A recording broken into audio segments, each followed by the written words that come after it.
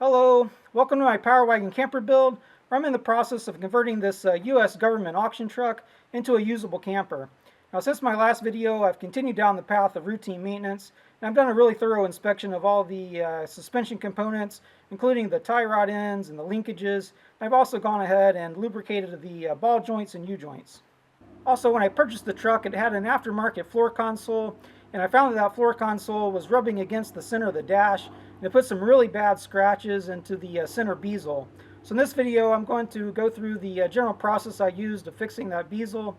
I'm also going to be addressing the front brush guard that's currently mounted to the front bumper, and after that, I'm going to be installing a camper tie-down system to the truck. I'll go through my general thought process of choosing the best tie-down system for off-road use.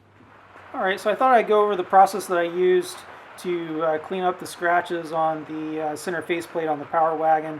They were pretty deep scratches caused by the aftermarket center console that was in the truck originally. Now, I bought this kit off of Amazon. It's an assorted brush and pad kit that is used with the cordless drill. Comes with this attachment here. You put that in your drill, and then you have a Velcro backing where you can swap out different pads. So basically, I used a three-stage process. I used the black scrub pad. This kit also comes with additional pads as well. You have the green, black, and red, as well as a bunch of these little foam pads. So anyway, I started with the black, and that really got those deep, big scratches out of the plastic. It doesn't take a lot of force or pressure to get those scratches out of plastic, of course. So this started with this, and then once the bigger scratches were out, I graduated to rubbing compound. This is Turtle Wax rubbing compound. It's a clay-based compound that I just happen to have on hand. So I used that on this little orange foam pad here. And this is kind of a medium density foam pad, and that got the smaller scratches out. And then I transitioned over to this really soft red pad, foam pad, along with this here Plastex, Meguiar's Plastex, clear plastic cleaner and polish. The whole process only took probably 30 minutes. Okay, so I've made the decision that this grill guard that I'm sitting on here has to go. I've kept it on this long because of this nice handy step that I'm sitting on, actually.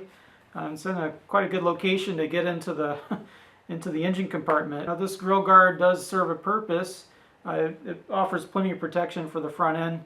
But on the other hand, it's also liability when you're off-road, because it does add quite a bit of weight. And it's not just the weight that it's adding, it's the location of the weight. It's way out here on the front end.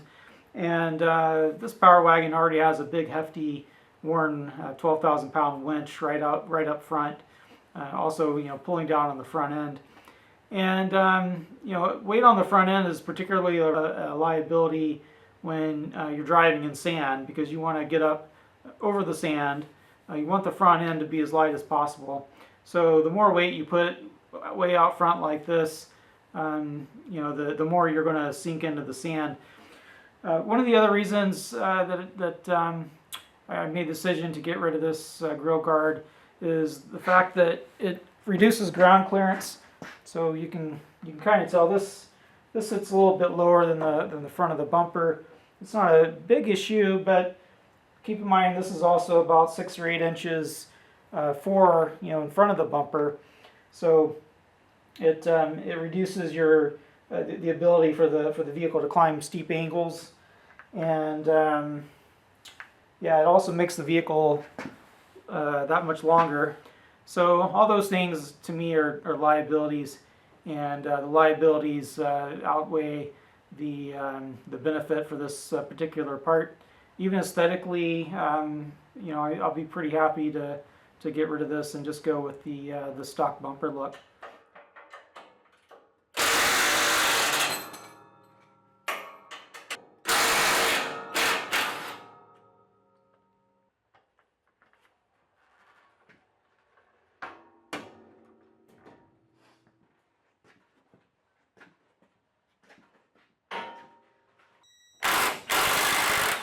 Okay, grill guard has been removed.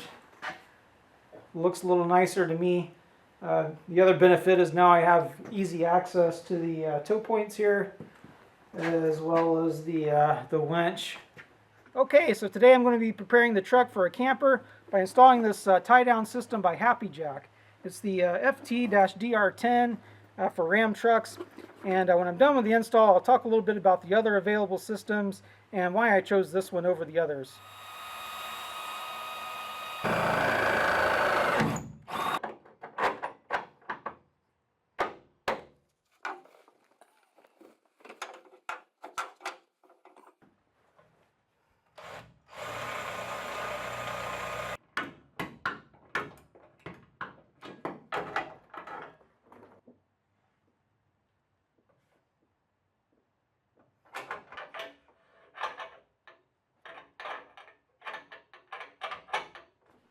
Okay, so this is the front anchor point that Happi Jac uses with their tie-down system.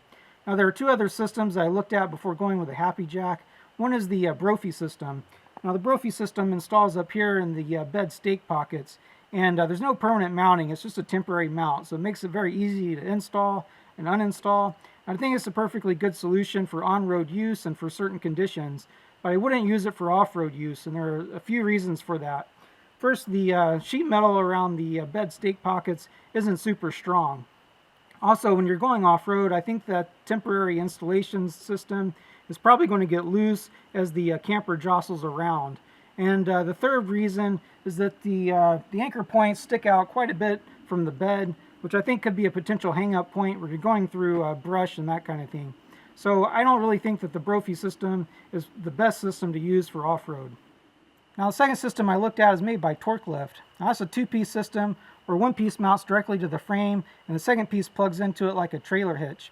Now there are a couple of reasons why I didn't choose that system over the Happi Jac. First of all, with that system, your camper is going to be mounted directly to the frame. And when you're off-road and in off-camber situations or going up and down steep hills, the frame and the bed don't always move in the same plane. And so that difference of movement is going to manifest itself into the camper if the camper is mounted directly to the frame instead of to the bed. So that's the primary reason why I didn't go with TorkLift. The second reason is you're going to have a mount system that's pretty far down here on the truck, which again is a potential hang-up point when you're going through brush and that sort of thing. Now with the Happi Jac tie-down system, these front anchor points are actually bolted directly into the bed. So if the bed were to move relative to the frame, theoretically the camper should move along with it. Also inside of these turnbuckles here is a spring, and that helps to reduce any sort of lateral movement on the camper itself. Now back here in the bed is a stabilizer bar. This connects both the front anchor points together and adds a lot of stability to the system. Now there are these L brackets here on either side, and those actually tie into a cross member which is attached to the frame. So there is a sort of an indirect connection into the frame. Now also there's these centering guides here. These are designed to keep the camper centered into the bed and reduce any sort of lateral movement. Now, unlike the front anchor points which bolt through the bed, these rear anchor points actually bolt directly into the rear bumper. Now according to Happi Jac, these rear anchor points are just there to prevent any up and down motion of the camper in the back versus any sort of lateral motion. And therefore the rear turnbuckles don't have springs inside. Now I don't know if this setup is going to be problematic off-road, but I will say that the bumper mounts here are a lot less stiff than the frame itself. So I think if there are any sort of lateral motions back here, I think you're going to be a lot less likely to transfer that motion into the camper over a frame mount system. And if it does become a problem, then I could potentially replace these standard turnbuckles with turnbuckles that have springs inside, or maybe even straps, which offer a lot more flexibility off-road. Overall, the installation process of this Happi Jac tie-down system was reasonably straightforward, and the directions were clear. Now, I will say, though, that it was quite a chore getting these front anchor points in place and took me quite a bit of time. That's because I was working by myself, and it was really difficult to get this bracket here to sit flat against the bed while I threaded a bolt in from the other side, and I was really concerned about potentially cross-threading that bolt.